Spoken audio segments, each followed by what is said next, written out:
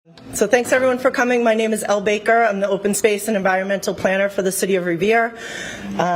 Really appreciate all of you taking the time out of your evening tonight to join us and learn more about this project that we've been working on for quite some time. It goes back to 2019, just before we all had to experience the pandemic. So been quite some time, and we're happy to have everyone here. So welcome aboard. A couple things logistic-wise. I'm going to advance this real quick. So if there's anyone that is interested in hearing this translated to Spanish, the Spanish channel is available on the Zoom link. So I just want to give everyone a few moments to connect to that. The instructions are listed here. So for this meeting, we're going to have live here in the room. And we also have Zoom availability, so we have a number of folks joining us from home.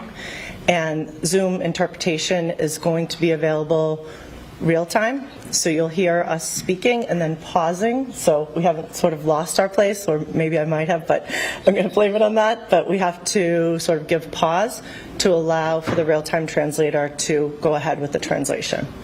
Welcome everybody to join the meeting, and for all the Zoom callers, you can now hear us, which that's a small success story.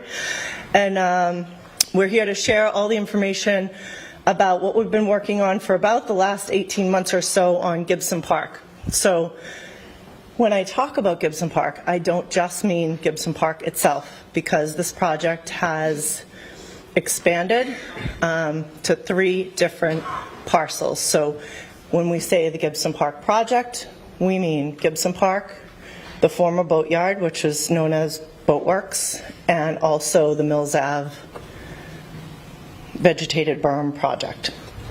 So I just want to wrap that all in, and I also want to give a shout out to elected officials that have joined us. We have Mark Silvestri, our Councilor at Large. Thank you for being here tonight. I also want to give a shout out to the administration that supported this project from the get-go when we started with the master plan. I also want to thank Tom Skwarski, Chief of Planning, who is my boss, who's been very supportive throughout all of this project, which sometimes is busy. So thank you for all your support as well and getting us here. Yes. Also want to introduce John Powers, our ward councilor. Thank you for being here as well. Moving on to logistics. Anybody in the room, the restrooms are downstairs. Most of us have already been here, but those of you who haven't, there's water at the back of the room. And I already spoke about everybody being available on Zoom, so I won't repeat that since we're all here. So, the Gibson Park project. Interpretation. I want to introduce our project team, which is large. So if you could all just stand up for a moment and give a wave when I introduce you. We have John McAllister from McAllister Marine Engineering. Some of you might recognize him. He's been working with us on this project since 2019 when we started the original master plan to talk about 19 acres of space and what can we do with this space that would be an improvement. So thank you for being here tonight, and thank you for being part of the project. We also have Sean Sanger here from Copley Wolf, and Abigail Derrick, sorry about that. They've been with us, at least Sean's been here with us as well since the master plan, working on landscape architecture and all of the great features that we're going to show you this evening. Newer to the team, but also equally important, we have Design Lab. So we have Andrew, Rand, and Sam. And they are the architects that are working on reconfiguring the existing dilapidated boathouse. So I think you'll all be happy with what you see here tonight. We're really excited to share that with you as well. We have some other folks that have been working on the project, so we do have them listed here. We have LEC Environmental. They've been working with us on a number of items. They're not here tonight. We will probably have a separate meeting that talks a little bit more about some discoveries that we've had at the boatyard in regards to contaminated soils and things, but that will be a separate meeting because it's a meeting that can have a meeting of its own. So we'll talk about that separately. I also want to talk about some other things that are not going to be included in this meeting tonight. We're not going to talk about the roundabout. We're not going to talk about the new development that's just been built because that's out of the scope of this project. We're not going to talk about Wheelabrator, although I've been here with many of you talking about that before. And we're not really going to touch too much on the Riverside drainage, but I will say that as part of one of the funding sources, new drainage system design for the Riverside neighborhood is incorporated in the plan. We're not so far along with the proposal and the design that we'd have anything to share at this time, but know that that's on the horizon. Separate meeting for that as well. So, we are going to talk about everything that's included in Gibson Park. So we started with the master plan, and that took place in 2019. It was adopted by the City Council in 2020. And we have used this as our guiding light, if you will, in order to develop elements of the park. And then when we started to dig into the park, we started to realize, well, there's a lot more to it. We were able to acquire the boatyard back in 2020 at the tail end of the year.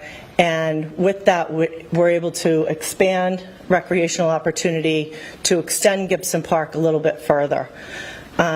When we started to look at what the flooding situation was there, we realized we can't really do any flood mitigation or flood risk reduction on that particular parcel or in Gibson Park without considering Mills Avenue. So that's how one project wrapped in 3 different parcels, if you will, but they are all called the Gibson Park project, and they all fit under one umbrella.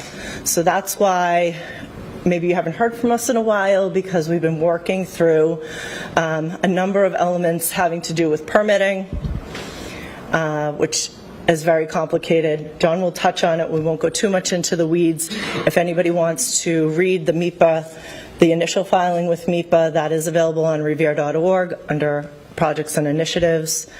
So we've taken all of those comments and gone back into redesign an uncountable amount of times because there's many resource areas that overlap.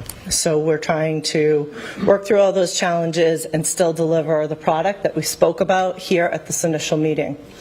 So without further ado, I'm going to hand it over to John, and he's going to get to share the good stuff. Thank you very much, Elle. Good evening, everyone. Pleasure to see you all again, be back talking.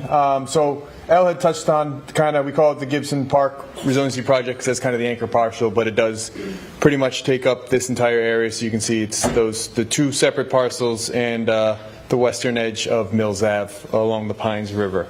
A lot of resources in the area, a lot of different activities, but we are doing our best to provide both public amenities through the park and through the facility, as well as provide stormwater management and flood protection to the neighborhood, which is badly needed.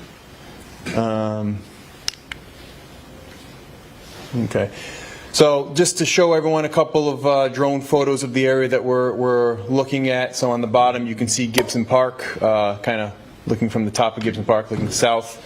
The golf facilities will say this is the existing conditions, but you can see looking south on the area we'll be working in, and then on the top it shows the former boatworks site, as well as the section down on Mills Ave. Again, we'll be working along the western edge of Mills Ave to provide some of that shoreline protection. So, excuse me. The project history, I'm not going to go through all of that, but as Elle alluded to, it got birthed from the master plan. We got a lot of input from the public during that process. That was when we were first all working our way through Zoom and what the priorities were, what people wanted to see happen. So we tried to take those elements and develop it into a more holistic, more fleshed out design than what was just done in that conceptual. As you can see from some of the photos, and those of you that live it know very well, flooding from the river, just even sunny day flooding is a more persistent issue and more of a risk.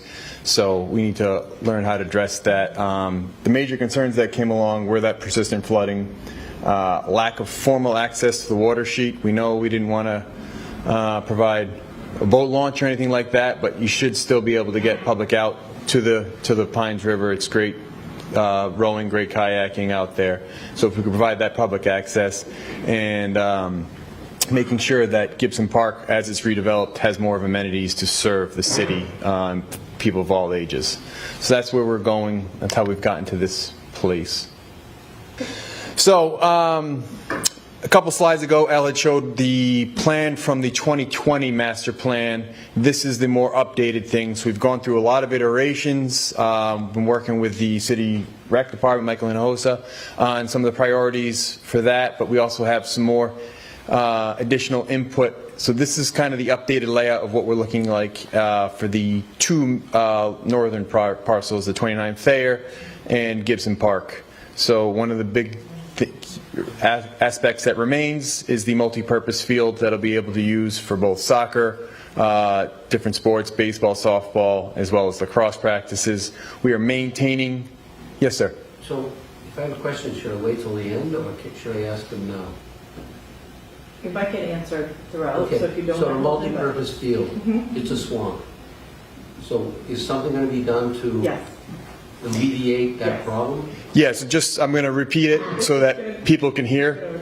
So the gentleman asked if the multi-purpose field retains water too much, if something's going to be done to address that. We will get into that further on into the presentation. Yeah, absolutely, yeah.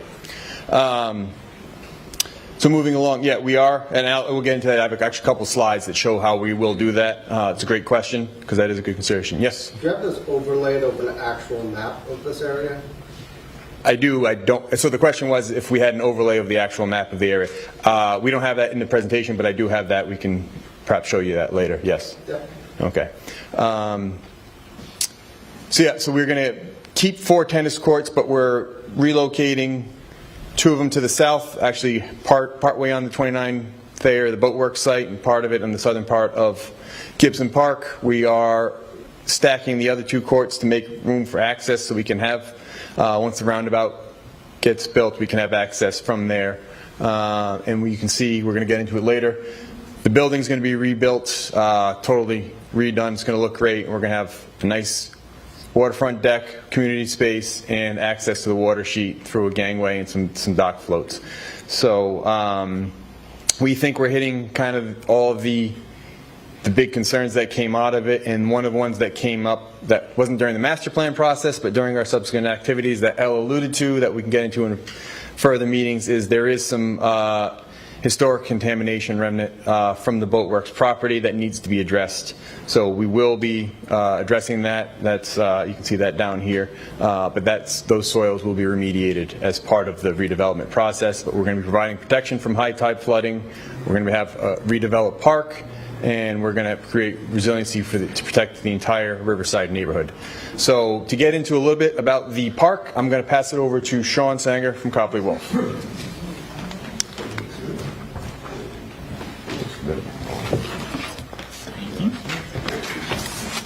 Thank you, John. And I'm sure I've met a few of you, but they were in little teeny boxes, and we were doing Zoom calls 2 years ago, so they were really little, but we had some really amazing public meetings that were awesome, that really pulled that master plan together. So the good news is we've really stayed true to that master plan. Most, if not all, those elements have been incorporated into that plan. So what we're really excited about now is to be able to kind of take this next step to actually make the plan and that master planning process become real. So definitely one of the things we're doing as landscape architects, our focus is, in addition to the stormwater elements that John has mentioned, making sure that we've got a really enjoyable public open space that you guys can use more often than you do now, given some of the drainage issues and whatnot, so that we're going to be working on. So the park design, as I said, a lot of this has stayed true. We'll be adding a lot of new trees. We'll be keeping the meandering asphalt pathways so that you will have the ability to use the fields, but you will also be able to use the park itself. So when those fields are in use, there will be other spaces that will be open to the public. So once again, really trying to make this a very community-focused, neighborhood-focused open space. So just some of the images that we've got here obviously are keeping this fairly passive. And I'm going to just kind of point, so hopefully I'll do this. Here we go. This character will continue on. Likewise, we'll be introducing more seating, more trees. We're doing everything we can to keep the trees that are out there. Most of those will most likely be at the northern end of the site right now. As you can imagine, as we start to do grading and putting the new multi-purpose field in, we will lose some of those trees as it relates to the field. But that field is sized to be a full-size soccer field. And then we've also got the ability to rotate those fields, and you could have smaller kid fields as well, so they would run perpendicular to that. So once again, trying to keep that as flexible as possible. And then John did mention we are looking at areas particularly closer to the boathouse where we will have overlooks and opportunities for people to get much closer to the water on raised platforms.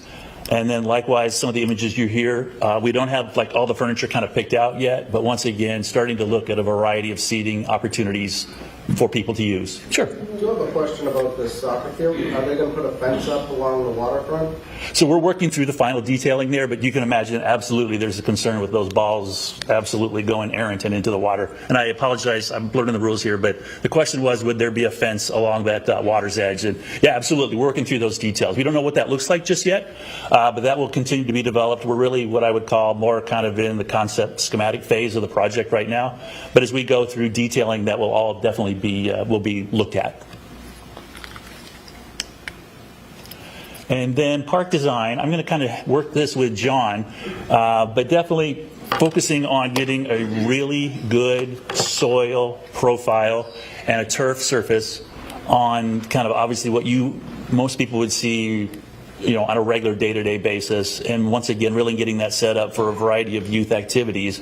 But there's a lot more to that field with obviously what we're doing with the resiliency components of the project, and I'm going to let John talk a little bit about this, but this is all the hidden stuff that's going to be underneath that turf that will honestly do all of the drainage work that we're really looking to. But we're definitely working with them, getting that profile, getting done correctly, so that at the end of the day, we've got this amazing turf surface, and it is real turf. We went through this in numerous conversations with the permitting folks on the project to get turf, and it will be irrigated. So once again, we're trying to get this turf and this soil profile so that it will be as rugged and be able to use this as frequently as possible.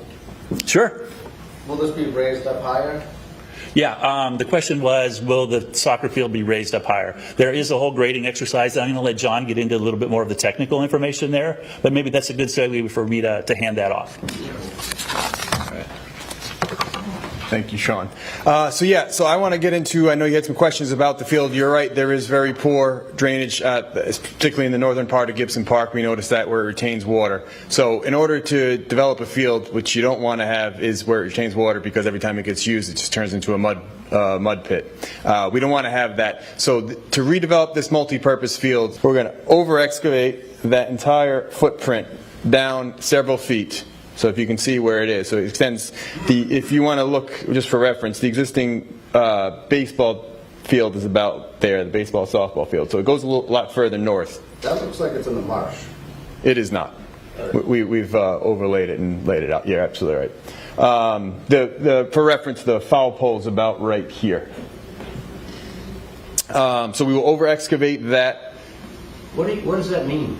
We're going to dig it up. So we're going to take all the soil that's out there down about 4 or 5 feet.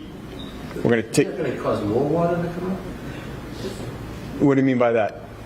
The question was, what would that? Feet off the top of the ground, I'd be going closer to the water table, so they get a bigger swamp. Yeah. So let me walk through the exercise. Okay. So we're going to excavate all that soil out. Right. We're going to cut it down 4 or 5 feet. We're going to put that soil over on the 29th layer temporarily. That material that's going to be going. And then what we're going to do is we're going to rebuild it up. So first we're going to put in a layer of crushed stone. Okay? So you can see the top of our field will be up here. So we're down about 4 feet. We're going to put in 6 inches, 8 inches of crushed stone as a base. Then we're going to put in these chambers right here. These are plastic stormwater chambers. They're open bottom so that it allows the water, they can store them as they need to when you get the surges, but once that's going down, it allows the water to penetrate back into the subgrade. So it's a more natural way of handling stormwater rather than just sending it out to the river. This is a good way to provide it, particularly at high tide, to provide that storage. So we're going to put in these chambers, cover them with a little bit of stone, and then I'm going to go, I'll get this by the end of the night, I apologize, go back up into it, and we're going to rebuild. Now we're going to create the subgrade for the field. So we're going to have along the perimeter more chambers, and then we're going to put in a sand base. So again, that's going to provide a flat surface as a buffer between the stone and the sand that creates it so you don't have soil migration or any problems going down into the stone. That's going to be your base. And then you're going to put in a good, you can see it, Sean had the marker over here. Here you go. Thank you. Yep. We'll put in it'll be a mix, special soil design mix that'll have enough organics to allow the field to grow, but it's got enough permeability to allow the water to permeate through it, and it'll be graded. So your highest point will be in the middle of the field.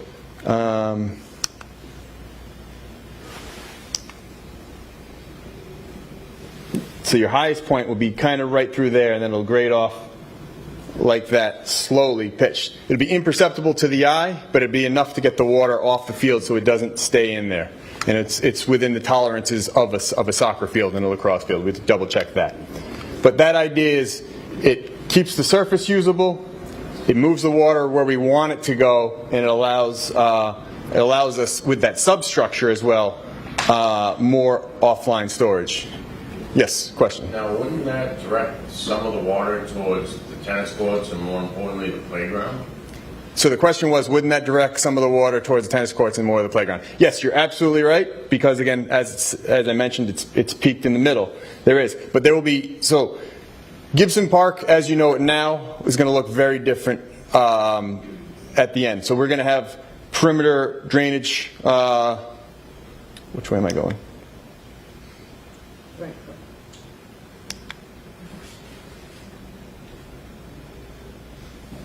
Come on.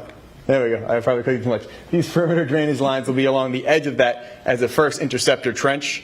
And then we'll have more, or actually I'll get into it in the next slide, more aesthetically pleasing stormwater controls as well. But yes, we will be, as we're rebuilding the field, we're going to be making sure that all stormwater is managed. Again, this is in a very coastal area, very sensitive with natural resources, so we've got to be careful and cognizant of what we're doing with the stormwater, how we manage it, where we treat with it. The best thing to do is treat it closest to its source, minimize treating any impervious runoff, so any pavement, because that's where you have oils and salts and stuff like that that could impact the river. So we're going to treat that. So near the impervious areas, parking lots and tennis courts and stuff like that, we're going to be putting in these rain gardens. So it's the same thing where we're going to dig down. For these ones, it's 2 to 3 feet, depending on the soil table, and you put it in, again, crushed stone at the bottom with a perforated pipe, and you build it up with a planting medium, we call it, a soil medium, that will support plants, but it also is permeable enough to allow the water to infiltrate through that. And those will be connected to a traditional catch basin and pipe network. But that'll provide the treatment. The plants, their roots uptake any bacteria or any metals that are in it, and they treat the first flush, it's called. He had his hand up first. Yes, what's the annual cost of maintaining all this additional plant? So the question was, what's the annual cost for maintaining all the plant? When we were putting that together, it's going to be, we have to have an operation and maintenance plans when we submit the permit packages, and one of those aspects we have is to quantify how much it costs annually. I don't have that right now, but we will have it in our submittal coming up. You had a question, sir? With these plants, do we think about things like butterfly gardens? So the question was, with these plants, can we think about butterfly gardens? And I'm going to turn my head to Sean, because that's well out of my area of expertise. Kind of off the wall. No, absolutely. That's a really good question. And the beauty of those, in addition to the ability to take that water up and help purify that water and improve the water quality, is it does create habitat and pollinator gardens. All of those plants are a part of that kind of that plant palette. So whether it's bees, butterflies, food sources, all of that stuff absolutely would be a part of that. It's just one of the kind of the bonuses, if you will, I think, that you get as a part of that community. Instead of targeting bees, do we target butterflies? Absolutely. Yeah, a lot of those same plants and the flowers and the nectar are going to be really, bees, butterflies alike are going to be really interested in that. But yeah, absolutely. Yes, sir. I'm reading a little forward. It says installed dual-size pumps. Is there going to be like a pump station down there? On 29th, so the question was about the pump station. We noted that there's going to be a dual pump system. So over here in the corner on 29th Thayer, we're going to have, because you can't get there by gravity, because we're going to be taking some more, because this is the highest point of the area, we're going to have to pump up to get to that subgrade. And how we're going to handle that, because you're going to have your average storms that have very low flows, and you're going to have some really big storms that create a lot of runoff. So you want to have 2 pumps just as a backup. That's like good standard practice. So we're going to have 2 low flow pumps, and we're going to have 2 high flow pumps. So that way, when the low flow pumps get overwhelmed, the high flow pumps can turn on and discharge into there. So that'll be located right around here in the corner of pretty much Thayer and Hayes, near where the existing access is currently. Okay, I'm just going to pause for a second. So we were initially going to take questions at the end, so we do have some questions from the Zoom line, so we're just going to pause for a moment and take some of those questions. And then we're going to pause questions until the end, because I think some of the things you might be addressing as we continue through. So Daria, would you mind letting us know what you have for questions in the chat? The first is the berm they're installing along the shoreline, I think it should say, does the berm they're installing along the shoreline restrict or eliminate our ability to launch our dinghies to our boats on the moorings? Many of us on mills have access points currently and use dinghies to reach our boats more than the Peck River. So the question was, does the berm, will the berm limit our access for the current access points where dinghies, docks, people that launch to get out to their vessels that are moored in the Pines River? So yes, that is, we are going to get into that a little bit later on, but yes, that is a valid concern. One of the things that's come through with through the regulatory process is that we need to minimize those access points. So I do have a slide later on that shows what the revised access points will be. We'll get into that, but again, we're kind of getting ahead of ourselves, so I will jump into that one a couple slides down. So you're going to minimize the access points? So I'll get into, the question was, we're going to minimize. There's only going to be one access point at grade. There will be other access points, but this one will be one at grade. So we get to use less of the river. Okay. The next question is, will the field also have baseball? So the question was, will the field also have baseball? Yes, that's why it's called a multi-purpose field. We're going to try and maximize sports, and that'll be for the recreation department to decide. But yes, that is intended for that purpose. Okay. It's only those 2, actually. Okay. So yeah, so I think now we're going to hold questions to the end, because we are going to get into a lot of this stuff further down the line. So, I just want to talk about how we're going to be handling the stormwater to provide this offline storage. So as you know, right now, all the outfalls where the stormwater currently discharges are tidally influenced, meaning that at high tide, the water cannot discharge and it backs up into the system, and that's what can exacerbate some of the flooding, particularly along Mills and Thayer Ave. So how we're going to be addressing that is by having that pump system and having that offline storage through the chambers, so that when the outfall is submerged, we're going to put at least for the one at Gibson Park, we're going to put a check valve so the tide can't come back up into the pipe, and we're going to pump that water up into those subsurface chambers, and then if it's a really big storm or there is a large volume, they'll be able to redischarge after the tide drops down and the outfall is exposed. They'll be able to follow its natural course. But this way, it prevents the flooding from the neighborhood and it captures it underneath the field. So that is one of the key features of this, so that we're not making problems worse for the neighborhood. So now I want to show kind of working our way south. This is what the Boatworks site is going to look like. So Gibson Park is up here. You have Mills Ave to the left of the screen. But this is kind of an aerial view. So you can see where we've expanded parking down from Gibson Park. We're going to have it along this side. One of the pieces of feedback we got during the master planning process was that we did not want primary access through the Riverside neighborhood. The cars were already going too fast. So we are going to maintain access through here, but it's only going to be for emergency services. So there'll be some bollards or something, so the fire department can have access through that. But once the roundabout is fixed, the primary access into the park will be through that roundabout facility. Community garden area will be relocated just to the south of the multi-purpose field, as well as the 2 tennis courts. And then we're going to get into it a little bit further on, but you can see the building is going to be completely redone. It's going to be a great asset for the neighborhood. It will be elevated up so we can have flow through. Because it's within the flood zone, there's certain characteristics that it has to meet. So that's why you can see we have those ramps over here that go up, so you can actually, this side will be boat storage, and this will be the community space. And so we're going to have accessible ramps up into both of those areas, and we're going to have kind of more of a passive recreational space, along with opportunities for folks, residents, to store kayaks and canoes, and opportunities, because we are going to be displacing some of the access points, so they can create new access points to use this facility. This is a perspective from the other way. Now you're looking from the Pines River north, looking north-southwest. Coming out from the redesigned building, you can see we're going to have this great elevated deck with a ramp up that you can walk up, access from Gibson Park. You can also access it from the parking area, and then we'll have a gangway down with some low-profile floats that'll allow for public access of launching non-motorized vessels like kayaks, sculls, and canoes and stuff like that. We think it's going to be a great asset. It's going to be integrated in with that. We'll have a sheet pile wall that actually continues our elevation for our storm flood surge protection, but you won't even be able to see it because the majority of it will be underneath the deck. And then it ties in. You can see this is the start of our berm. Actually starts a little bit over here.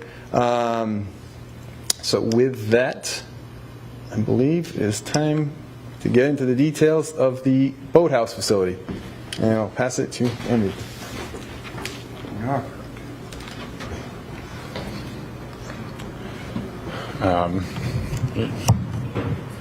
Hey everyone, I'm Andrew Brooks. I'm a director at Design Lab Architects.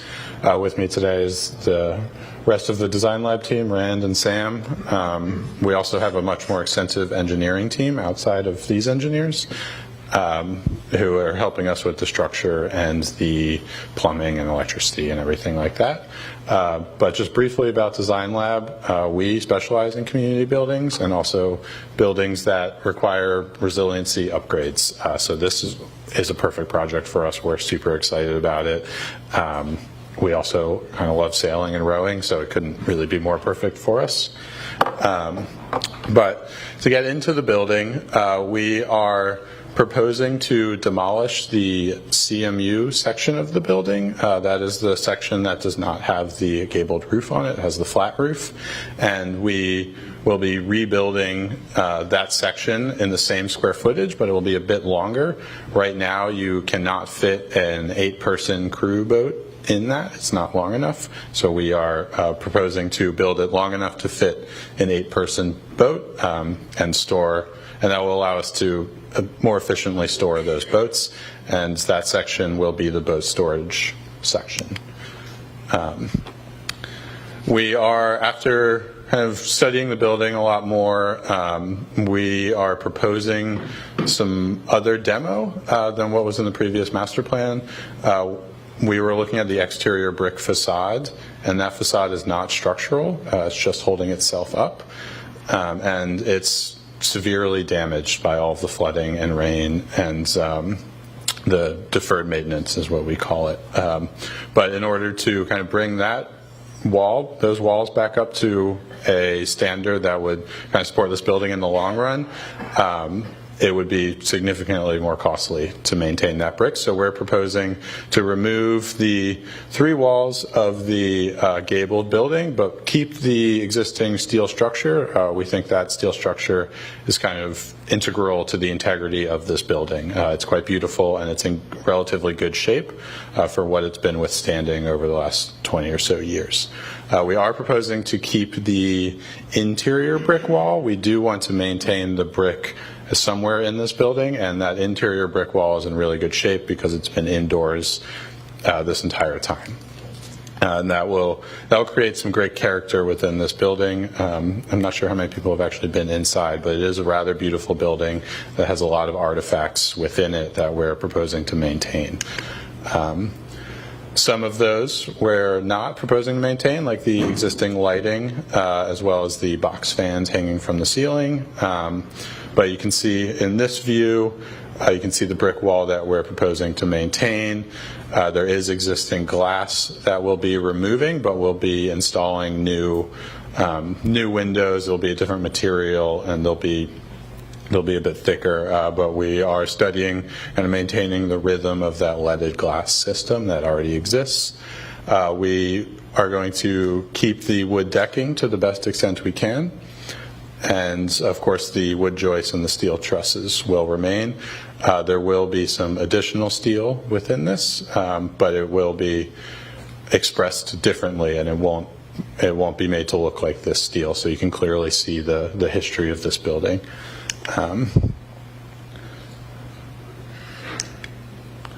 This is another view. This is looking at the exterior wall, so looking at Thayer Ave from the inside. That brick wall we're proposing to remove, as well as those windows and the sills and the lighting and kind of everything that is considered a room in this building will be removed, and the new design will be put in place.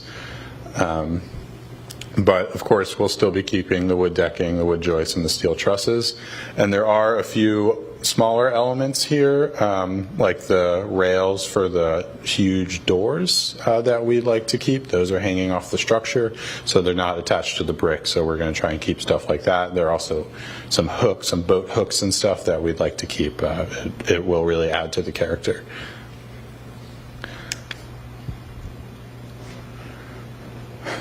Regarding the interior layout, this building will act as 2 programs. It will be a community space for everyone to enjoy, to have meetings like this, exactly meetings like this actually.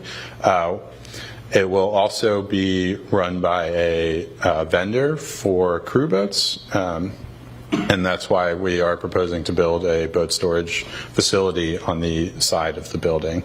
We have discussed with vendors who operate other buildings what they kind of need. Sam is also a prevalent rower. He'll be at the head of the Charles. And so we understand what these buildings need, and that we've been asked to include a workshop type space as well as storage for a certain number of boats and oars and life jackets and stuff like that, as well as some community items like chairs and tables. And we're able to fit pretty much all of that in.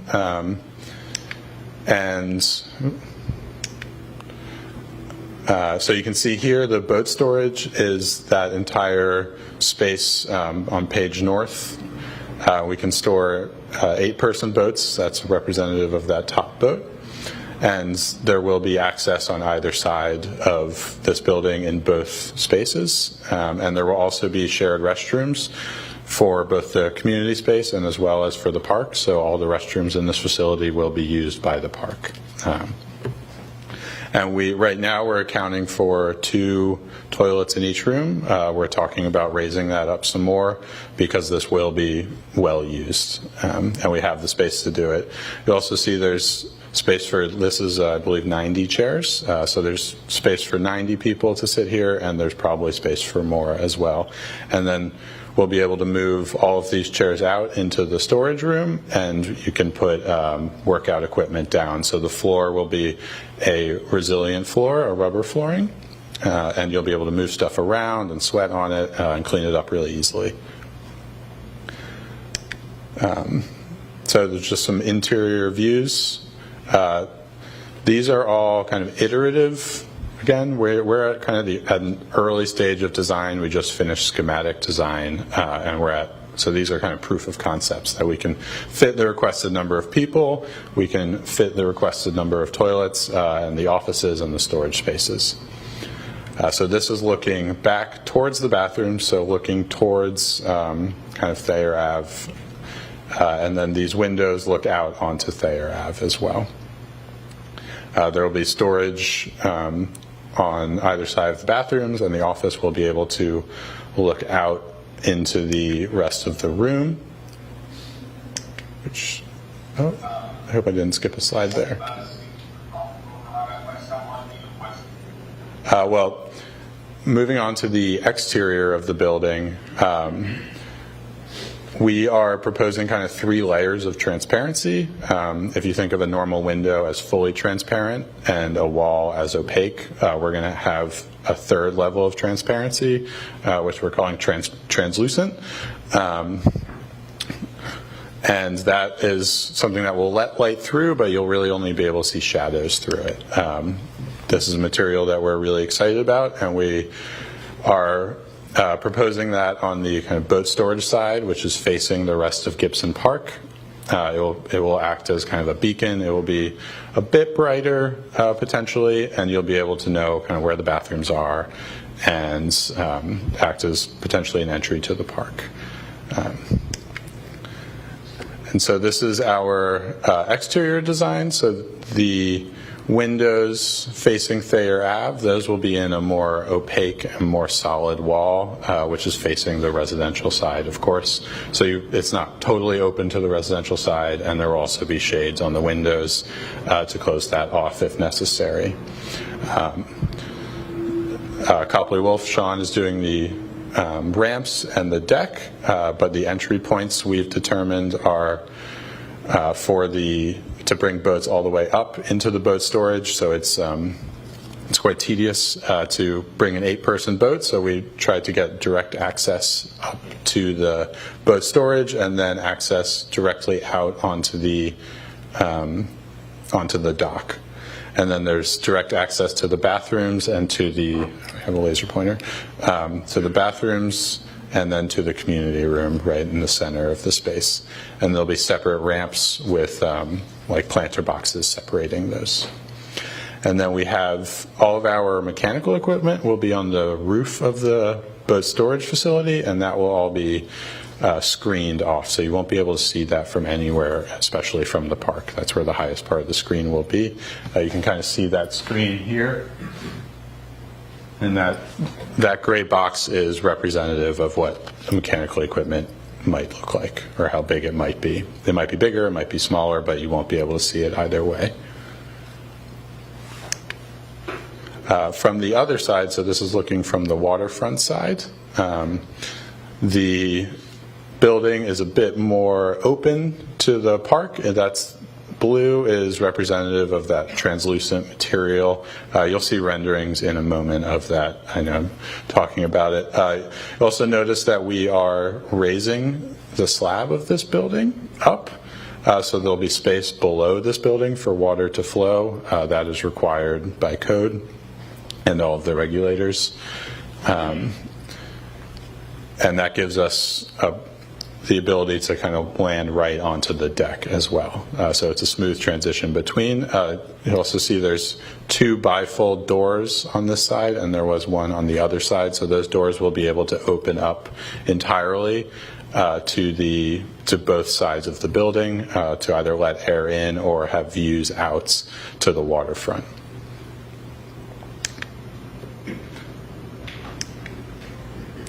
So this is a view from Thayer Ave of the new design. You can see the more opaque facade material. Right now it's representative of a metal panel, but we are still studying what that material could be. Again, design is very iterative. There are many variables at play, including cost, but you can see the windows, and as well as that translucent material on the front sides of this building. And you can see under the building as well to allow water to flow freely through. And then the back side, this is again looking from the waterfront. That opaque material kind of gives way to the more translucent material, and then you can see the screen here screening all of the mechanical equipment.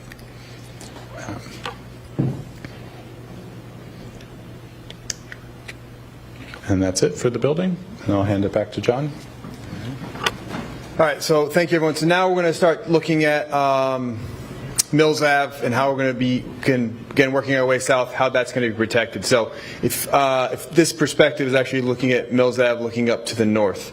So as you can see right over here, that's the start of our vegetated berm. So as I had mentioned previously, and we'll get into a little more detail in the next couple slides, the only grade access point will actually be right at Mills and Thayer where it is now. And what we're going to do is we're going to square that off. We're going to have a concrete end wall on the south side, and on the north side we're going to put an H-pile at the edge of the sheet pile wall. So that way, in advance of a predicted storm surge or a flood event, DPW can go out and put out what we're referring to as deployable flashboards. They're essentially stackable interlocking boards. They have a similar system. I think they just use timber though over on the Revere Beach side.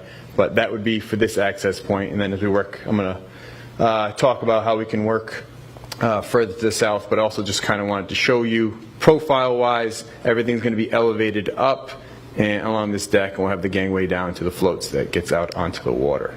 So just to show perspective for everybody, again, if you live in the neighborhood, you're probably very familiar with it, but high tide flooding, storm surge is a problem for the area. It's very low lying. Elevations are from 6.4 up to just below 10. The only part of the Riverside neighborhood that's actually above the floodplain elevation is the diamond on Gibson Park at the existing field. So something needs to happen because sea levels are getting up, and this increase is just becoming more frequent. So I like this one over here just because you have the guardrail gives a good visual indication. That's roughly speaking about the height of the berm that we're looking to put in. So you can see from this storm right before Christmas, this berm would provide protection and keep that out of the neighborhood. But just to show, again, you guys are probably very well aware of it, but it's just good to show why this is being done. So this is to give some perspective of again, what we're trying to do. The existing thing is that guardrail sits there. It doesn't provide any protection from rising waters coming through, so the water can build up. And that's our design elevation, this 2030 10-year flood elevation. It's elevation 10.3, so it gets it out of the floodplain. And whereas the water now can come in through here, get into the yards, in the proposed schematic, which is this one down here, you can see it would be blocked out and wouldn't get into the neighborhood. So an important thing to note, as these are stacked on top of it, the paved width of Mills Ave would be reduced. Right now it's variable, about 26 to 28 feet. It would be a 22-foot with paved roadway width, so you'd have two 11-foot lanes, which is pretty standard for that speed level, that level of use for a roadway, but that's the minimum. We wouldn't go any less than that. So we are going to be reducing, looking at the positive side of it, reducing impervious coverage by 4 feet, and that'll allow us to get a little more room to build this this structure. So just the side-by-side, again, this is kind of just an AI-generated what it would look like, but you know, that's perspective looking south from 29th Thayer, and that's kind of what it would look like with some native seagrasses. Let's get into the access points, because I know that question came up and we had another comment. We originally had designed it, and this has been through an iterative process, as I was saying, we worked on this for a good 18 months.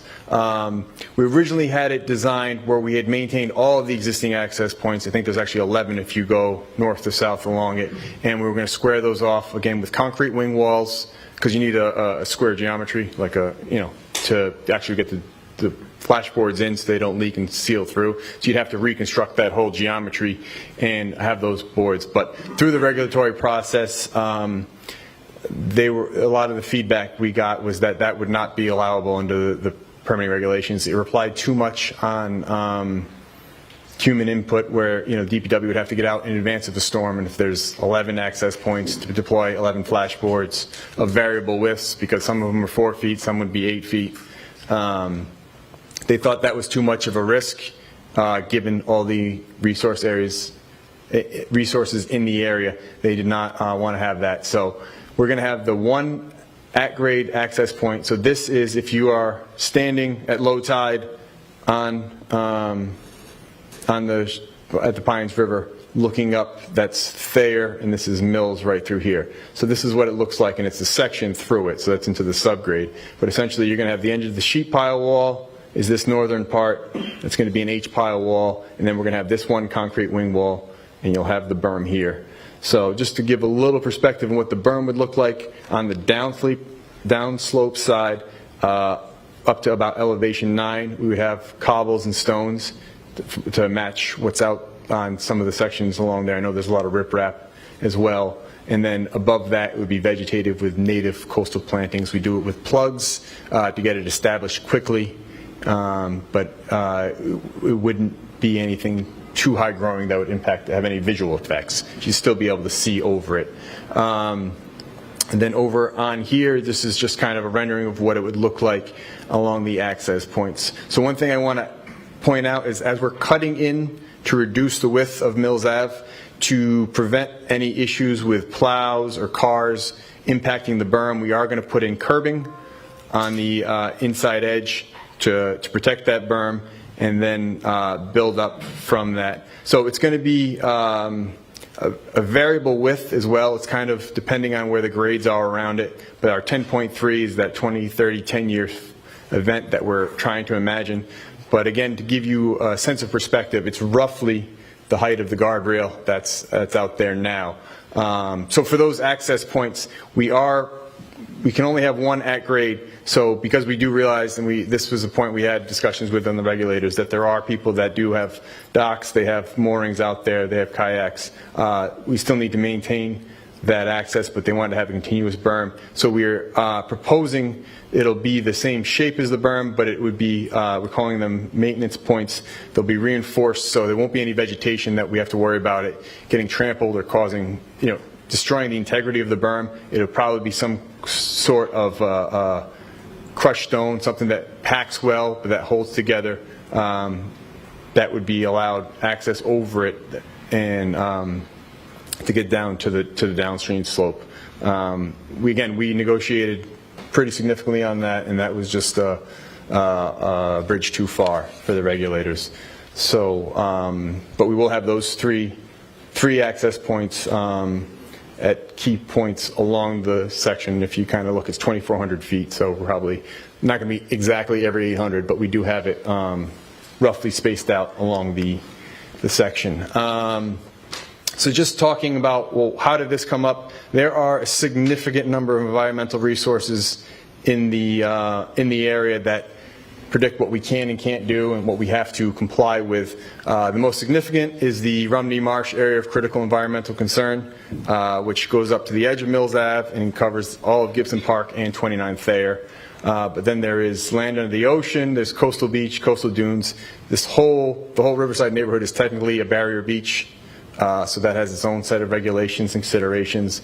There's land containing shellfish, fish runs. We have salt marsh. There's a lot of resources out there, which is an asset, obviously. I mean, that's what's great, and that's why you do want to get on the water sheet and experience it. But it makes it there's a lot of regulations that need to be met. So this is just to give you an idea, and we've been having these conversations for the past several over a year and a half, I would say, with different regulators. But we will locally have to get permits from the Revere Conservation Commission. We will need an order of conditions. Some of you may have been aware we did a abbreviated notice resource area delineation just to secure what where the resources are and what's out there. That was done recently. That ORAD was issued, that we have that through the Revere Conservation Commission. But then now we are in the MEPA process. We've already done our ENF, Environmental Notification Form. We're going to be filing a draft environmental impact report coming up, and we will obviously post that on the city's website. You'll have access. You'll be able to comment on it. You know, if you guys are all interested, we have the link later, but you will have the chance to comment. You can provide that through that public process, and nothing's final.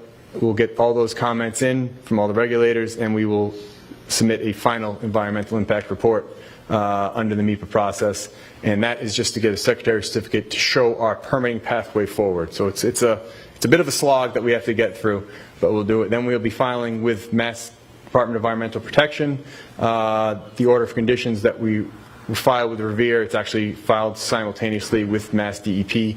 They'll give some inputs if they have any comments on it. Water quality certification we may need, depending on any impacts we have below the mean high water line. Currently, we're not proposing any, but we have that just in there. We've already had some consultations with them. We will need a Chapter 91 license. For those of you who don't know, that's the Public Waterfronts Act. It just allows use of filled or flowed tidelands. You need to have a license, so we would need that for the waterfront structure at 29 Thayer. There's an existing one. We'd getting a new license for what's already out there.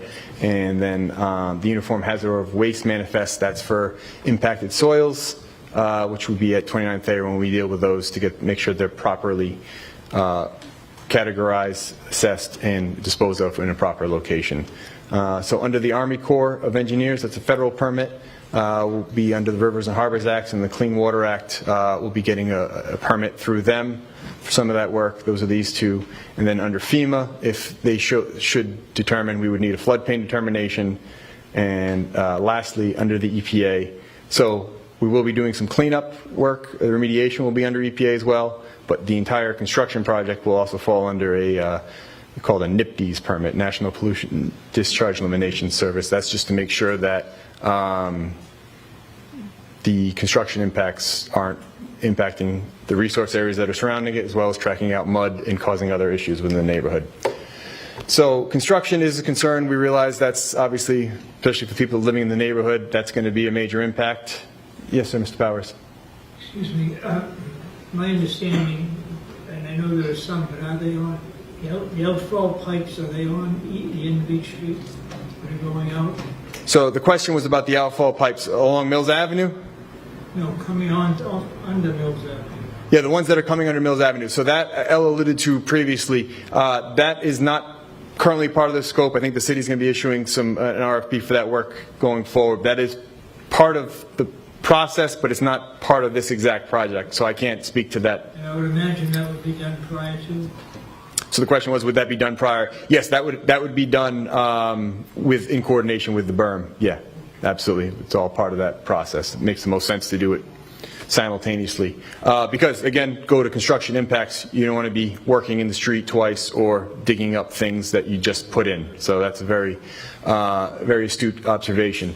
So I know people are going to understand, based on some of the feedback we've had already, how is construction vehicle traffic going to impact us? Well, unfortunately, I think really the only way in and out is through Mills Ave coming off of 1A off North Shore Road. So we will put in the specifications that they must follow the city regulations. We've already had a couple on hours of operations, speed limits, how they can move materials in and out. And we think it's going to be about 18 months to do the work, but that's going to really depend on timing, because some of the stuff is seasonal on the work that we can be done. But they're going to be staging out of the Boatworks property, meaning when I say staging, that means that's going to be their temporary work zone. So they'll be parking inside that gated area. We won't allow them to be parking at the park. However, it must be understood that for a while the park's not going to be usable for certain sections while they're working. Like when they're digging up the field, there's obviously not going to be able to play on the field, so that'll have to be temporarily fenced off and restricted. But the northern part, where there's the least amount of activities, that'll still be accessible for passive recreation, for the golfing activities, stuff like that. But we will make sure that in the specifications that the contractor that is bidding on the project is aware of that it's working in a residential neighborhood, that they can't be working too early. They'll need special permission if they want to work weekends, items like that, speed limits, and we talked, there's even a possibility, I've done it on certain projects, where we could have a community liaison. They would have to, in their proposal, they'd have to nominate a community liaison if there are issues that come up. Obviously the first point of contact would be through the city, but if it's persistent issues with a contractor, they would have to designate somebody that would liaise with the community. Yes? Will the children's park be accessible? So the question was, will the children's park be accessible? Yes. So there's no changes being proposed there, so we're going to have to fence it out. There's some logistics, but yes, and it will be. So there'll be parking in the parking lot, right? So the parking in Gibson Park will be accessible, yes. That's why all the construction activity will be at 29 Thayer for their parking. So we will try to leave as many spaces open as possible. That's safe to do so. So there might be times in which it might need to be closed if we need an access point to go by it or otherwise, but we will try to obviously keep as many spaces, open space and recreational spaces open as much as I know a lot of parents are safety going to allows. drive there because we don't have a access point to actually walk across Right. safely. Yeah, so the question was, she knows that there's a lot of parents that have to drive there because there's not a safe access point. So yeah, we will, again, that'll be part of the plan package, yeah, from the Point of Pines area. That'll be part of the package that they need to maintain access, or if there's going to be closed off, we will have a lot of public advance notice for that. So I think, yeah, now we're open for discussion, so let's let them. Yes, sir. I have a couple of questions. The pump houses that are going to be on the corner of Hayes and Thayer, Yes. soon, what is the noise level of that? And what's being done to assure that people who live across the street from it aren't going to be woken up? Sure. So the question was about the pump chambers that are at the corner of Hayes and Thayer. What's the noise level, and what about impacts to the people that are living in the neighborhood? So those will all be subterranean pump chambers. So they'll be in a well. They'll be below grade, so you wouldn't actually see them or hear them. They'll be the pumps themselves, the housings are insulated. So I don't anticipate really any noise impacts from them. You probably wouldn't even know they're going on. I mean, if you think about it, it's a common technology. I know here we have sewer, but septic systems have that all the time, and you'd never hear a septic system that goes on. I know the large system has a bigger pump, so you might hear that, but at that point it's probably because it's raining buckets that you would be drowned out by the buckets. Okay, so has pickleball been ruled out? So the question was, has pickleball been ruled out? Yes, I believe we discussed that with Michael Hinola, saying yes, pickleball is not in the current plan. Okay, and then you said access from Thayer Avenue would be only by fire department or emergencies. How's that controlled? So the question was, how would the access from Thayer would be only for emergency vehicles? How is that controlled? So we would have steel bollards, pipe bollards put in place where it would either be the fire department would have access. They'd be kind of locked in. It's kind of what you see a lot in pedestrian zones or loading zones. Okay. And then people going to the boatyard, are they going to be, the only place they'll be able to park is in the Gibson playground parking lot that'll be off the roundabout. Is that correct assumption? So the question was, for the parking for the boathouse, they'll only be able to access through Gibson Park, and that is correct. There'll be no parking through you're concerned about parking in the neighborhood? Yeah. Yeah, so the goal is to drive all vehicle access through the roundabout in through Gibson Park, and so that's why we've expanded parking on 29 Thayer. I think there's additional 30-something parking spaces that we're adding as part of that. But yes, so all vehicle traffic will be encouraged through there. Okay. Can you describe what the Thayer-facing side of the boathouse is going to look like? What is it? So the question was The boathouse. What Yeah. we're going to look at. If I'm standing on Thayer Avenue and I'm looking at that boathouse, what am I looking at? What's it look like? So that is, Some sort of opaque. yeah. I don't know if you want to try to get back to it. Yeah, no problem. I understand what opaque is. So We are proposing to, sorry, I'm stalling, to maintain the location of the existing windows. So there will be large windows with a similar leaded pattern in them potentially. And then right now we're looking at a standing seam metal panel, which... What does that mean? I know what a metal panel is, but like, is it white? Is it gray? Is it? We haven't selected a color yet. We're not even entirely sure on metal panel or like the size of the panels or whether it's standing seam or reveal. We're leaning towards metal because it's a more natural material actually, and it is quite resilient, and it will also patina over time, and so it will kind of be representative of its location. But in terms of actual detailed looks, we haven't gotten that far in design. We've really been discussing the translucency of all the walls, obviously, and as well as the location of the doors and windows, but more generally discussing materials at this point in design. Okay, and is it anticipated that this, I think beyond those windows is an open hall, like for meetings like this, is that Yeah. what you're talking about? And is it anticipated that that would be rented out for functions? So there could be, a wedding in there with noise and music, and what are we looking at there? So there is potential for a community to utilize the space. At this point, it hasn't been exactly determined what type of functions would be allowed there. Would definitely be allowed community meetings and such. I can hear your concern about if anything was too loud or noisy. I think anything that would be allowed there would have to be respective of the neighborhood. We're not far enough along to figure out exact uses of that at the moment. There's no thought about sound coming through that metal wall and those windows if there were I mean, we live on the river. Right. When there's a party at the wharf, Yeah. we hear the music. I understand that. Almost a mile away. I know. We have to be cognizant of I have the same situation where I live as well, where oftentimes people say, oh, nobody can hear us. You can hear every conversation from my house that people are having on the beach. So I understand and I respect what you're saying. Good point. And we're going to talk about soundproof from architectural standpoint. Here we go.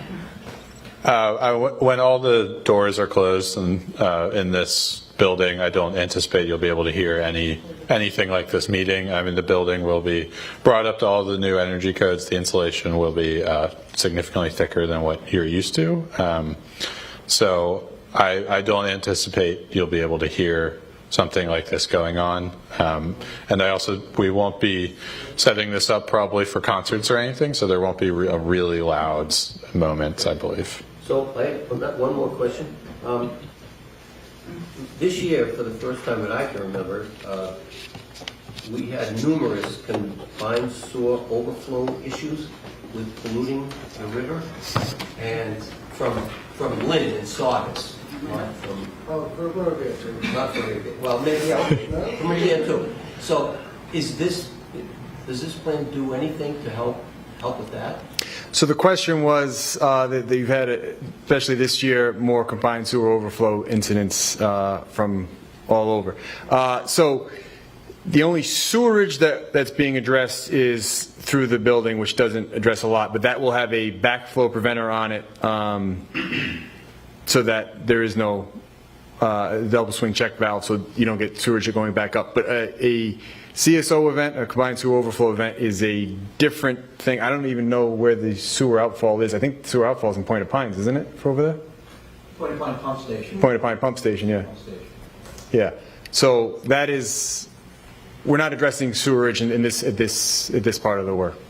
Thank you. Yes. I just want to pause for 1 second. Yeah. I know there's other questions in the room, so I want to give people a chance. And I think Daria might have some folks on the phone. So we'll take a couple questions from Zoom, and then we'll go back to the gentleman in the back. I know you've had your hand raised as well. And also, the two of you both had your hand raised. Go ahead, Daria. I think there's two on Zoom. One's a quick one. When will the last growing season for the community garden be before it moves to the new location? So the question was, when will the last growing season be for the community garden before it's moved to the new location? At this point, we don't have a construction timeline, so at this point, it would be premature to set any expectations about that. And the other Zoom question, I will paraphrase, but concern about the regulators who made a change with the access points, and also concern that regulations prevented more access, and at the same time, it was too much for DPW. Who can we speak with to address this change? Can you say that one more time? I'm not sure. I hear, this is what I hear, that the question is about reduction in access points due to regulatory restrictions. That we started off, like, as John alluded to, with, I believe, 8 to 10 access points using the flashboards. The regulators are not supportive of using concrete in this space. That's one of the reasons. Second reason is they feel that it doesn't necessarily reduce the risk as much as it possibly could for the residents that are living in the neighborhood, because one, it's a maintenance concern that it would have to be deployed on the eve of a storm or the day before, a week before. I mean, we pretty much have our weather alerts, so we could do it in advance. But also, it also creates more opportunity for scouring, which means, so we'd basically have vegetation for a certain length, and then we have concrete, and then as the water comes up and goes back and comes up and comes back, it can erode and impact the integrity of the berm. And the more openings we have, the less resilient that berm is going to be in order to reduce flood risk for the neighborhood. So I think that might be part one of your question. And what's the second part? I think, is there someone that this person could follow up with if they have more concerns? Yes, they can. If you have concerns, you can feel free to email me at ebaker@revere.org. We will field questions through this meeting, and then there'll be a period of time that we can respond to questions as well. Thank you. So Yes. I'm back to the access points as Yes. well. So you said there's about 11 of them right now? There's more than 11, but we knew that we wouldn't be able to maintain all of them, and many of them are not actually, they don't look like they're actively being used. Now, most of them are. Now, out here, they have stairs that go up. Why can't we have stairs that go up and come down? Now, on the road or anything, people are going to do it anyway. Whether you give them access or not, people are going to climb over it. I have 4 kids. I'm not going to tell them to do it, but I'm sure I'm not going to tell them not to do it. So, I don't know if you... Swim right in front of the house. Can you click back Every to that time one? it's hot in the summer. No. And I'm not going to tell them they have to go 10 houses down. I'm going to say, go for it, kids. Okay, so the vegetated berm is there for protection. The vegetation is there to protect the neighborhood. So what we've proposed with the regulators, and again, I'm saying we proposed it. They haven't approved it yet. They definitely didn't approve the 11 access points. That was a hard no. So our hands are tied. I'm talking about going over it. Right, this is what I'm explaining here. So right here where I say 3 maintenance points that will be reinforced to maintain the form, so those access points will not be vegetated, which means you can walk over it and it won't affect the integrity of the berm. If people choose, I'm just going to put it out here, if people choose to continue to not use the access points that are provided and just walk over the vegetated berm, it will compromise the berm. And it will compromise the resiliency of that, and it will compromise the flood risk reduction. So we're trying to meet everyone halfway. I completely understand that the access points are important, and you live on the water and you want to have access to it. We are wholeheartedly trying to make it as easy as possible. With kayaks and everything else, park in the street, and they go right in. So folks that are going to pull up and park there, we're hoping that they're going to take advantage of the new community boating center that is going to be built for the entire community, not just the Riverside community, so that they're going to be able to drive right in, pick up their kayak, and go straight down over the launch, which we can show you at that point there. So you're taking 11 access points and knocking them down. Correct. That's ridiculous. So the reason we're removing the access points is so that people won't get flooded. So, I mean, it's a toss-up. I mean, if folks in the neighborhood are not interested in having the resiliency of a berm and to stop that sunny day flooding and provide that kind of protection, that's the nuisance flooding. Come up with a way to still give access, like a stairway over that won't interfere with anything, because people are going to do it anyway. So there are going to be access points. They will not have... You're dropping it by Correct. 80%? Correct. Like I said, we're not 100% there yet. We've been back and forth with the regulator. No, I agree with you, and this is why we have been fighting that battle with the regulators, without a doubt. I mean, you can ask anyone on the team about how many phone calls we've had about this and how many Zoom calls. So we appreciate that, okay? And we're trying to come up with a happy medium that we're able to provide everyone that lives there the same benefits and the same, just the great atmosphere of being able to use that space. We do recognize that. We might be able to get from 3 to 5. We might be able to negotiate those steps. I can't guarantee it to here, so I can't guarantee what the regulators will allow us to build. Where the access points are going to be?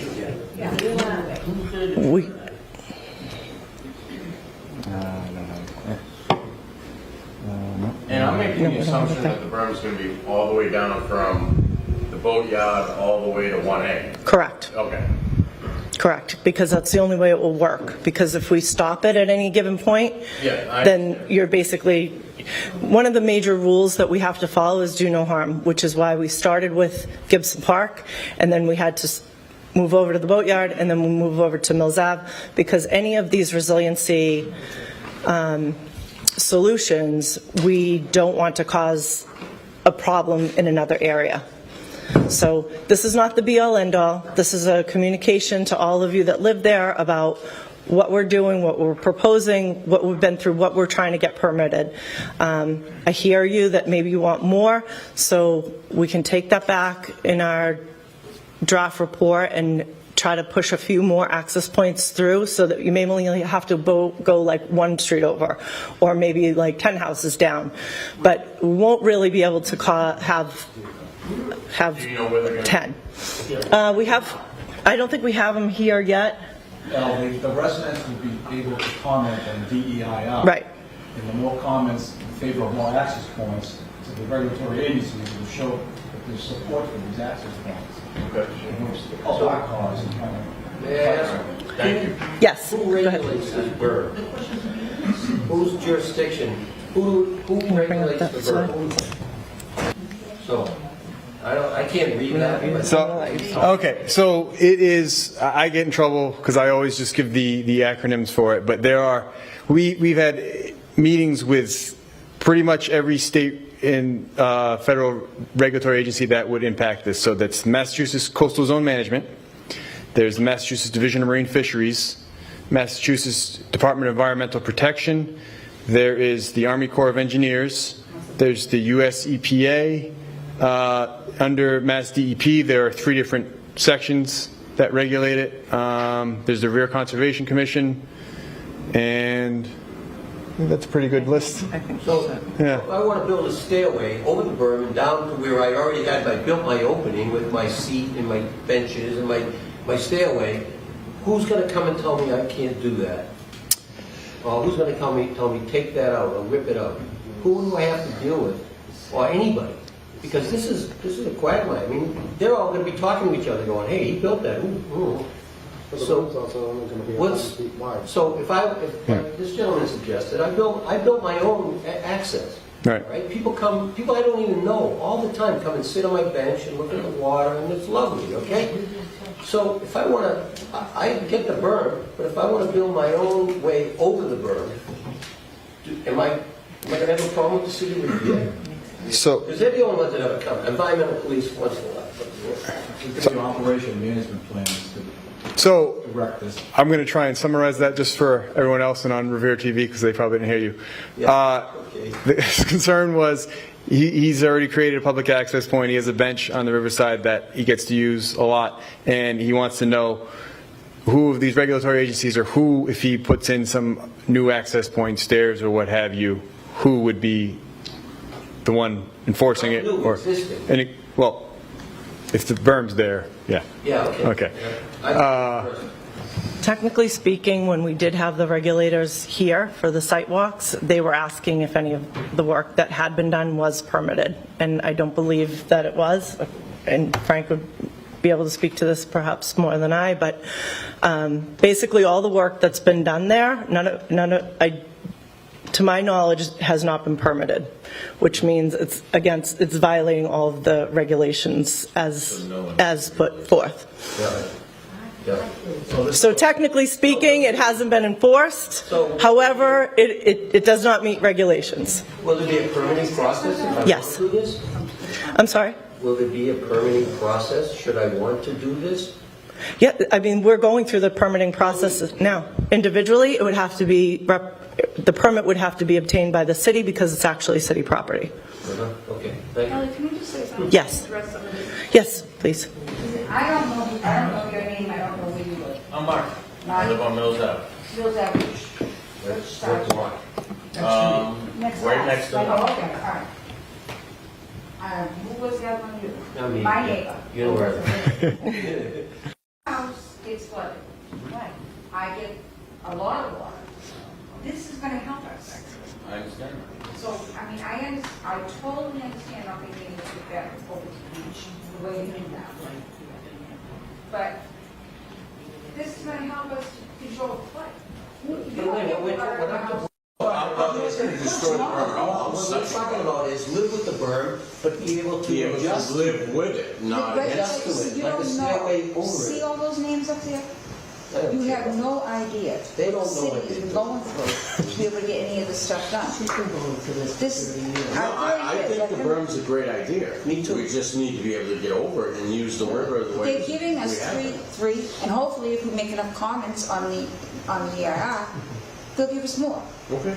You are the openings. You said certain But parts of the they're coming. berm are gonna They're have coming. stone on them that Do we people get can to right walk where we over and want not the destroy the openings? berm. That is correct, yeah. At some of these access points, there Do the will be. neighbors get a voice on where we want the openings? Yeah, Is that they- all what together? You're gonna offer us 3, can we tell you where we want them? Yes, we could definitely, this is, like I said, this is not the be-all, end-all meeting. This is to inform everybody where we're at, to discuss the challenges that we, like I said, we started with wanting everybody to have access exactly like you do today. But they're not cooperating with allowing that to happen, and they have reasons, which we alluded to. One, protection, and in order for protecting the integrity of the berm, allowing that many access points throughout is not going to make it as resilient as it could be. And the whole point of building the berm is to provide resiliency. Okay? So I Yes. Ever since I heard about this berm, Yes. it occurs to me that the water runs in and the water runs out. And when it runs in, it pushes whatever's there into the street, and when it runs out, it pushes it back into the river. How do you keep plants against the tide? How does that work? It's a berm, it's like. Well, I know what a berm is, but so for I saw dogs floating down my street. It's dogs. How do you keep dirt in one place? So the vegetation does provide a nature-based solution for resiliency. So, for example, many years ago, give a shout out to Donnie Chamella, who planted the beach grass over here on the beach side. That has made the Point of Pines area much more resilient because that holds the soil together and it keeps it from eroding. So that's given us a huge buffer that we never would have had that not been planted 20 years ago. It will take some time for that vegetation to take root and to really become more of a protection, but at the same time, if we do nothing, you will just continue to be flooded. They got stairs. They were able to build stairs. So, can I throw in just Yeah, a piece? yeah. please go ahead. Yeah, just from the landscape architecture side. So in addition to the berms, there will be some pretty stout erosion control. Obviously, we've got to be able to stabilize that long enough for those plants and those root zones to be able to get stabilized to actually hold that together. So John mentioned earlier the idea of plugs, which I don't know if you plug, so I'm going to probably go into more detail, but they're essentially small little plants. They're probably like 2x2 squares would be their root zone. So it's much better than a seeded application. They're small enough, and we plant those at about 12 inches on center, kind of stagger rows, and essentially within the course of a year, ideally, if you get those in the spring, by fall, hopefully you're catching those before everything's starting to go dormant like it does like now. We've got a really good root system that's starting to hold that in place. But you definitely, it's a fair question. We need to make sure that that berm is stable enough and holds together and long enough for those roots to be able to take root and really kind of hold that place together. So, hey, Well, I mean, again, it just goes to, when we do the construction, it's really important for everybody to adhere to, we have to stay off of it. Just like we put up all this sand fencing over on this side here to keep people off the dunes, that's to protect it. So essentially, it's the same thing. It's just a vegetated berm because you don't have the width to be able to do a dune system like this on the riverside. They also Yep. have to understand that this part here is completely different from Riverside. This is the beach association that pays for this. It's not the city. The city didn't pay for the walkways. The city did not pay for the stairs. It's the beach association. It's privately owned. So the beach association members are the ones who pay for it. So just so everyone knows, Yeah. I don't That's want true. to blame the city and say, okay, because they haven't paid, because more than one person said that. And I'm just saying that I'm the president of the beach it's association. just a so totally different I just environment. wanted to. It is. I was just referring only really to the vegetation point and how that provides protection. Yes. When it rains out, what's going to happen to the water that puddles up on the riverside of the berm? Where's that going to go? Where's that going to rain? Let's turn it up to you for more technical. Yeah, so that's a great concern. The question was, when it rains with the berm up, what's going to happen to the water on the inside? So essentially, one of the big things we want to avoid is having a bathtub effect, where we're keeping the water out, but we're also not letting it get out where it goes. So that's why if we go back, this is going to take 4 hours, I apologize in advance. I had a slide in here that shows that we're going to take it to allow, in the northern part of Mills Ave, it'll go under the field. But also, as Frank just mentioned, as part of the berm work, we're going to be redoing, or the city is going to be redesigning all of the drainage within Mills Ave and on those collector streets. And so what one possibility is there, it's collected similar to over here on the Point of Pine side, would be a pump discharge system. So that way, even if it is below the tide, you can still push it out because you have enough, call it head, enough capacity, there's enough force behind it that it gets it out into the water. So that whole system along with the berm, the entire stormwater management infrastructure along Mills Ave will be redesigned to handle it so you don't have that bathtub effect, so the water does have a place to go. So can I assume that Mills Ave is going to be able to repave? Is there going to be drainage on that side? So the question was, will Mills Ave be repaved and drainage? Yeah. So again, we'll be cutting off, there's going to be a significant amount of work done within Mills Ave because we're going to be cutting off 4 feet of pavement at a minimum along the western edge, but then to put in new pipes, new infrastructure, yes, most likely. It depends on how it lays out. I can't tell you if it'll be a full width pavement or if it'll just be trench paved, but there will be work within Mills Ave that will affect it. And I'm going to, there we go. Finally got there. Sorry, are there any questions on Zoom? No. Okay. So Back to the room. Question about Okay, 1 second. There's a gentleman behind you. I just want to give somebody else an opportunity. Cost for the project? So the question was about the cost for the project. So it's until we really get the permits from the regulators, because what happens when you get those permits, they put in a lot of restrictions and conditions that you have to add in. It's really way too premature to give a cost projection on that because there's so many factors that will change it and could affect it. So I mean, it would be too premature to tell you anything. I tell you right now. So there are no projection on the cost? So you're undertaking this project without any projection on cost? Who's paying for this project? So the question is, well, 2 parts. We're doing this work without cost projection, and who's paying for it. So, We do have some cost projections, and we've already, at the moment, secured $6.5 million, and we have grants pending for another $4 million.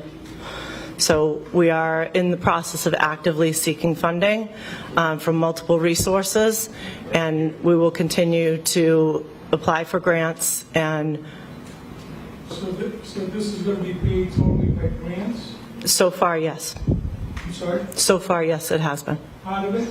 So far, the $6 million and the $4 million are all Okay, so. grant funds. About $10 million. Yes. So your projections are that this will cost $10 million? I'm not going to speak to an answer on that until we're through the permitting process, because there are many elements that could fluctuate and change. So at this point, I'm not going to Is any money be able to. Any money coming from the city?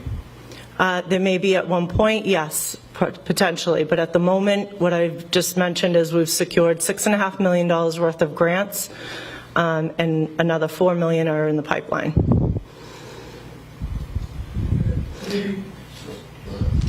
Maybe John can elaborate. John, can you elaborate on that? Councilor Powers? I can tell you now that just recently, this year, we received a $2 million grant from Congresswoman Clark's office, specifically for the berm. Correct. I have one question, though, before we get out of this. It's my understanding that the roundabout was built to keep traffic off of Mills Avenue. That was one of the reasons, right? Correct. And then I hear a gentleman over here say, well, what if somebody comes in with a kayak and parks it on Mills Avenue? What I'm looking to do is to have resident parking only on Mills Avenue, or parking for deliveries of, groceries or things like that. And all vehicle traffic going into that facility, going in through the roundabout. Yes, that's correct. Thank you. Yes. Now, with the road being reduced to 22 feet, there's not going to be any more parking. Yeah. So with the road being reduced to 22 feet, we're losing Yes. 4 feet of the road. Correct. Has anybody thought about snow plowing and what it's going to be like in the winter? Where are they gonna- And where's all the snow going to go? They push it over the It guardrail. goes over the guardrail into the river. Maybe it shouldn't be there, but historically, that's what I've found with snow. Yeah, technically, I don't think that's allowed. Yeah. So, is there an answer?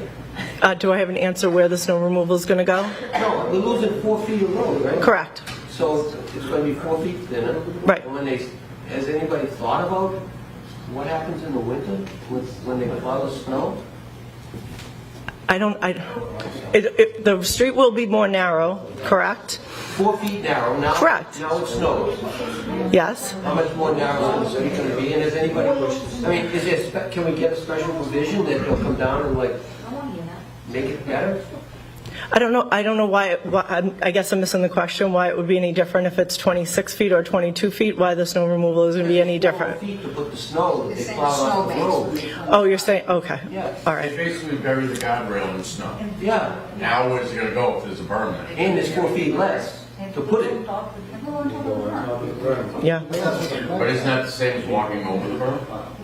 Putting all that snow on? So I'm just maybe somebody should say, okay, maybe in the winter we have to go look at Mills Avenue and make sure people can drive down the street because it's 4 feet more narrow and now it's 2 feet more narrow because we have 2 feet of snow, so now we have 6 foot less roadway. Right.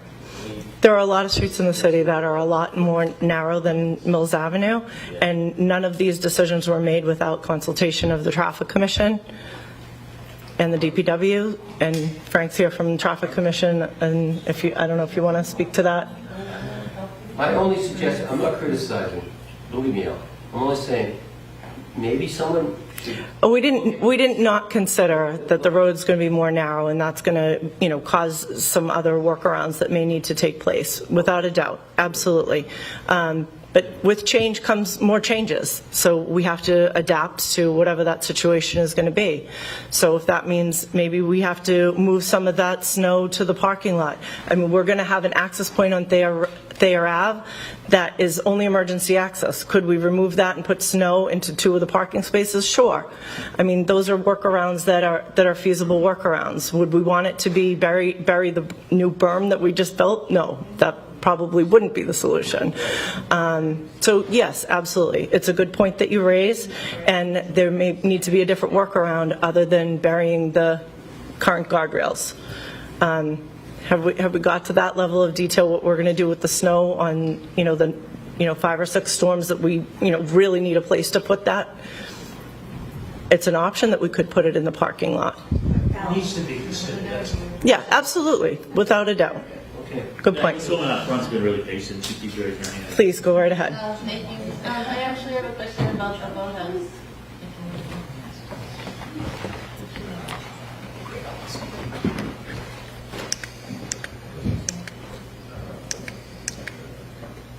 So, the windows looking out the Thayer Ave look right at my house. Are they clear windows that people are going to be staring at my house? Question 1. I have a number of questions, but also the bathroom and office situation. I would love it if you would flip that, because the high traffic area is going to be to the bathrooms, and I'm going to hear flushing and door slamming and people walking all day long. I feel like you're asking us to absorb a lot with light and noise and exposure for your design. Unless those windows are like blurred and people don't see out. So we haven't, the question was about the transparency of the windows. We haven't determined the full transparency, whether how reflective they are, whether they're fritted. All of that is still to be determined, and we'll definitely consider that and how open they actually are, because they will be kind of floor to ceiling. So there's opportunity for them to close them inside currently, but we'll also consider opportunity from exterior as well to limit that view. And in the bathrooms? The bathrooms, I promise you will not be able to hear any flushing within. They'll be deep inside the building. I'm going to have people's feet on that wood all the time, and they're going to be going to that side of the building that's going to echo in our house. If you just flip-flop them, like how many people go in the office? Like 2 or 3 people? The 3 entrances for the building are to the bathrooms, of course, which are on Thayer Ave. The other entrance is to the community space, and that will be where the main entrance, where everybody will be coming in. I'm anticipating there will be less traffic to the restrooms in reference versus the main entrance. Cattle feed through that. It's going to be occasional, but this is going to be all day, every day. We'll look at the distances between and make sure there is a little bit of a wing wall as well sticking out from the door, so that you can't see it from more than 90 degrees. But we'll check the distances between that and potentially at least flip the restroom walls and see. No, Definitely not. no. It's really just for if there's a larger event being held at the park or otherwise, but they are not going to be open 24 hours a day. Absolutely not. And will there be light pouring out that window? I know you said there's going to be an option for shade, but 24 hours. All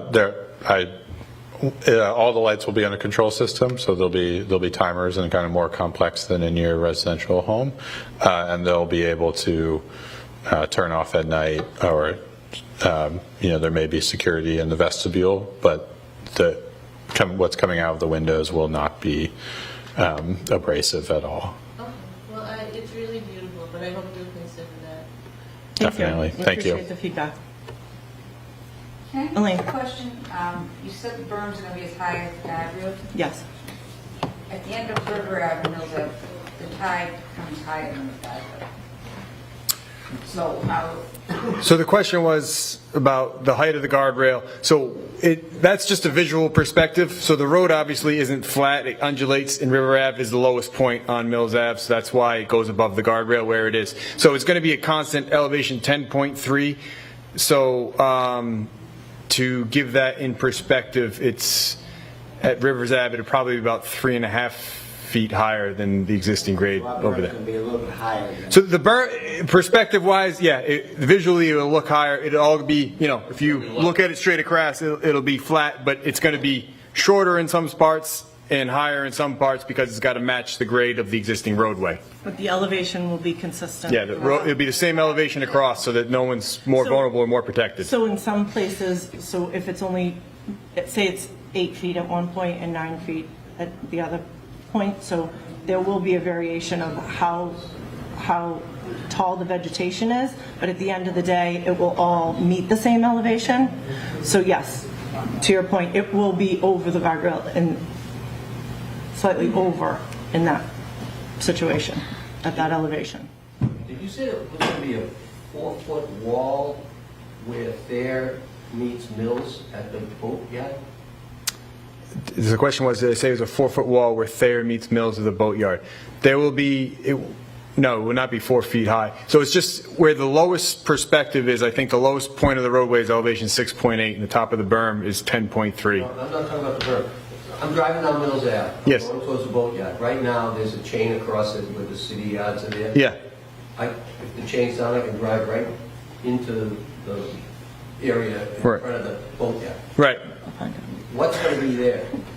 What's going to be there? Okay. Yeah. So, so that's going to be, there's actually a profile of it, but if you're driving straight down Mills Ave into the side area here, actually, can you go, there's one that goes profile, yeah, you'll see it. You're going to have, sorry. No. You had it. Yeah, that's fine, I could work with that one. So you're going to, if you drive right down, we're still going to have those bollards that are there, but you're going to have the deck that's coming out, I think about 16 feet. But see what, back up your finger. Yep. See the pale yellow? Isn't that where Mills ends and Thayer? Yes. Back up. The little pointer there, back it up. Yep. Back towards you, right there. Yeah. So right now, I can drive right through there into the area. Yeah. What's going to be there at the end of Mills Ave where it meets there? So in this direction here. Yeah. That's going to be the at-grade, that's going to be the only at-grade intersection. So you're going to still be able to drive back down there and get out there. So it'll be reinforced. It'll be people from driving in there and parking. If they leave it too long, they're going to get flooded by the tide because it's a beach area. I think what you're saying is if you're heading in the direction northbound on Mills Avenue, heading towards that access, you won't be able to drive there at all. That's this access in here. That's going to be closed off. I'm gonna be up to the next slide. So basically, in front of the boatyard is going to be a sheet piling. Here we go. That's yes. So this is you're driving north. You know, if you're coming into the page north, and that's there right there. So this is Mills right here. So you're going to have those existing bollards right here. You're going to have the berm along here. You're going to have the sheet pile wall on here, and you're going to have this deck that's built out from here. What's a sheet pile? So it's a steel. It's a steel wall. It's thin sheets of steel, like a bulkhead. Yeah, you would see like on a shoreline structure. Where does that stop? So that stops at the edge of, if you extend Thayer Ave out. So that stops like kind of right along if you just run a straight line along the edge of the building, right there. but it's going to go around in front, right? And then it would go north up from there. Yeah, so it goes underneath the deck. So that's why I'm saying you wouldn't really see it except for this small section in here where the jog is, but it's along this profile. It's this area right in here, and then it goes underneath the deck and wings around. What keeps water from coming down this way? The way that, like, why can't water go under that deck and come right down? Because all this elevation is higher. Okay. So from the north side, you're protected just by the grading. It's really when you get down here where everything's lower. Yeah. Thank you. Yeah. Okay. Are there any questions on Zoom, Daria? No. Okay. Any other questions? This is great. This is exactly what we wanted. Thank you guys for the feedback. Absolutely. I know it's been like a long and a lot of questions, so I just want to thank everyone for hanging with us. Thank you. Appreciate it. We hope that we've addressed all your questions. perhaps not all your concerns at the moment, but we did want to have this opportunity for a check-in to let everyone know. I mean, obviously, we have been working diligently on a lot of different variables. So we're glad to report back where we're at as we continue to move through the process.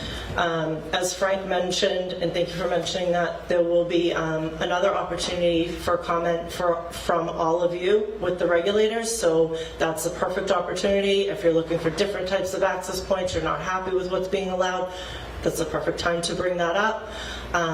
It may give us some more leverage to be able to offer a little bit more than we think that we're at right now with the regulators, having being able to hear directly from the folks that are living there.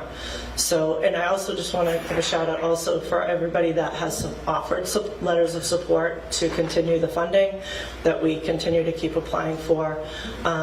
Sorry to not really address that question about the budget, but really, you know, as we move through, one option versus another option can have a vastly different consequence in regards to price. So I don't want to set any expectations unrealistically until we're a little bit further down the road and we have more of a stamp of approval, if you will, so we know exactly the direction we're going. Insofar as the actual boathouse itself, from Design Lab, we're still working on that plan. This is a conceptual design plan right now. It's not set in stone either. Like many of the things that we have here, these are conceptual designs where we think that we're able to go based on all of the research that we've done. So there is an opportunity for, you know, minor adjustments. Materials haven't been selected yet. We'll definitely be having another meeting to talk more in detail about that information. So with that, no other questions. I just want to I want to thank all our consultants. Yeah. You said letters of support? Yeah, so somewhere we can send those? Yes, so yeah, absolutely. So next time we apply for a grant fund, if you're interested in providing a letter of support to help us fund the project, it can often go a long way just to say, you know, you're in support of the project, you'd like this to be funded. A lot of times grantors like to see that the residents are interested and want us to move forward with a particular project. For example, when we use park grants, which we use throughout the city, we always try to have a couple neighborhood folks, if they're interested in the renovation of the park moving forward, they write a letter of support in order to recognize that they want that to go forward. How do we know when? Yeah, if you're interested, I'll reach out to you. Careful what you wish for. So, yeah, thank you for that. I appreciate it. I want to thank all of our speakers here today. If you could all just wave your hands. Everyone's been working really hard on this, so we appreciate your feedback, and hopefully we'll be able to make some adjustments to make everyone more amenable to the process. But at the end of the day, we're trying to provide as much resiliency as we can and the co-benefit of recreation for many people in the community as well. So we hear your concerns, we'll take them back, we'll take them into consideration, and like I said, you know, we're working with regulators that sometimes, you know, we can only go so far. So if that's your opportunity to be able to weigh in, we appreciate you doing so. All right. So with that, thank you, everyone. Have a great night, and thanks for sticking with us. Thank you. Thank you, man.